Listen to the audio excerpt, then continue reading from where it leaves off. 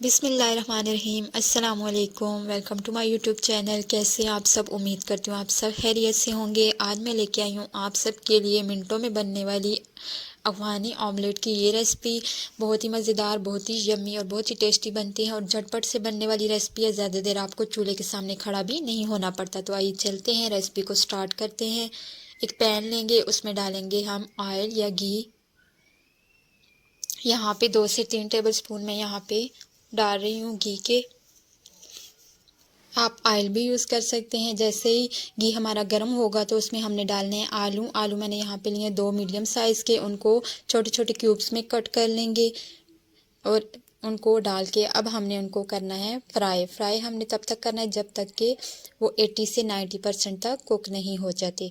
तो यहाँ पे अभी हम साथ साथ में इनके और भी चीज़ें जैसे जैसे कुक होते जाएंगे साथ में हम और भी वेजिटेबल और चीज़ें इसमें ऐड करते जाएंगे। पहले हमने इसको 5 से 7 मिनट के लिए फ्राई कर लेना है ताकि ये हाफ़ तो कुक हो जाए। उसके साथ फिर जब दूसरी वेजिटेबल जाएंगी तो साथ साथ ये कुक होते जाएंगे।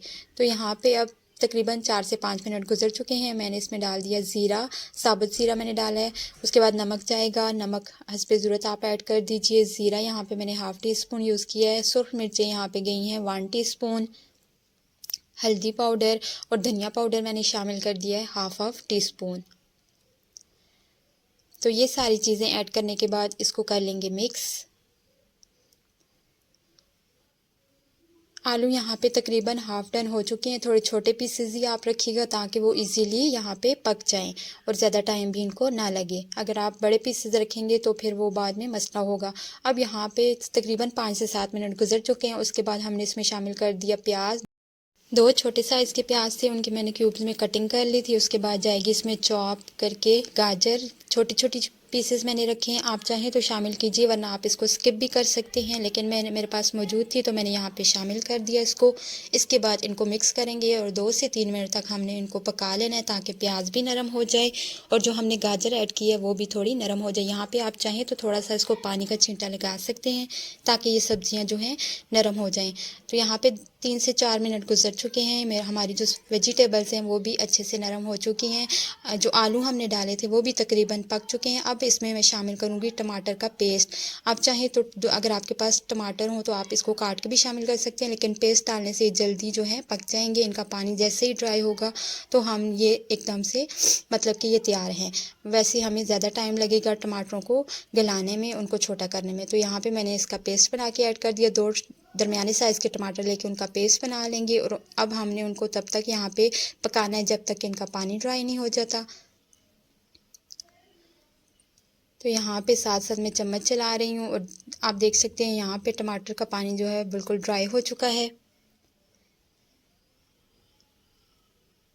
तो जैसे ही हमारा मसाला डन हुआ उसके बाद हमने इसमें शामिल कर देने हैं अपने अंडे। तो अंडे यहाँ पे आप अपने हिसाब से कम या ज़्यादा कर सकते हैं। मैंने यहाँ पे 4 अंडे शामिल किए हैं। एक एक करके एहतियात से उनको डालिएगा ताकि वो जो अंडों की जर्दी है वो टूटे ना। अगर टूट भी जाए तब भी ये बहुत ही खूबसूरत सा लगता है, क्योंकि मेरी जो 2 जर्दियाँ थी वो टूट गई थी, जो मेरी ही गलती की वजह से टूटी हैं। तो अभी आप देखेंगे कि यहाँ पे एक जर्दी को मैं सेट करने लगी हूँ और उसकी वजह से दूसरी जो जर्दी थी वो टूट गई। तो खैर कोई बात नहीं, अगर टूट भी जाए तब भी इसका जो टेस्ट होता है वो लाजवाब होता है, वो बहुत मज़ेदार होता है। तो इसको हमने फ़िक्र नहीं करनी कि ये टूट चुकी है। तो यहाँ पे अब हमने जैसे ही 4 अंडे इसमें शामिल किए, इसके ऊपर थोड़ा सा स्प्रिंकल करूँगी मैं। हरी मिर्ची मैंने काट के रखी हुई थी वो ऐड कर दी। अगर आपके पास हरा धनिया हो तो आप वो भी शामिल कर सकते हैं। यहाँ पे थोड़ी सी इसके ऊपर मैंने चिली फ्लेक्स और थोड़ी सी ऑरिगेनो ऐड कर दी। ज़रा सा नमक भी मैंने यहाँ पे शामिल किया था। तो आपने नमक अंडे के ऊपर थोड़ा थोड़ा शामिल कर देना, क्योंकि ये ऊपर ही है और इसमें मसाले नहीं जाएंगे। तो यहाँ पे नमक और काली मिर्च आप यहाँ पे ऐड कर सकते हैं। इसको कवर कर देंगे और कवर करके हमने तब तक पकाना है जब तक कि हमारा अंडा जो है डन नहीं हो जाता। अब ये आप पे है कि इसकी जर्दी को आप फुल पकाते हैं तो आपने ज़्यादा देर इसको रखना है। अगर आप कम पकाना चाहते हैं तो इसको आपने 5-7 मिनट तक इसको डन करना है।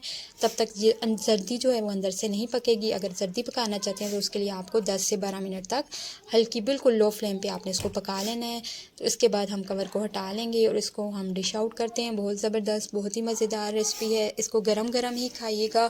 इसको आप ब्रेकफास्ट में बच्चों को दे सकते हैं, आप लंच में, आप डिनर में, किसी भी टाइम पे इसको आपको डन करके एकदम से बच्चों को दे सकते हैं।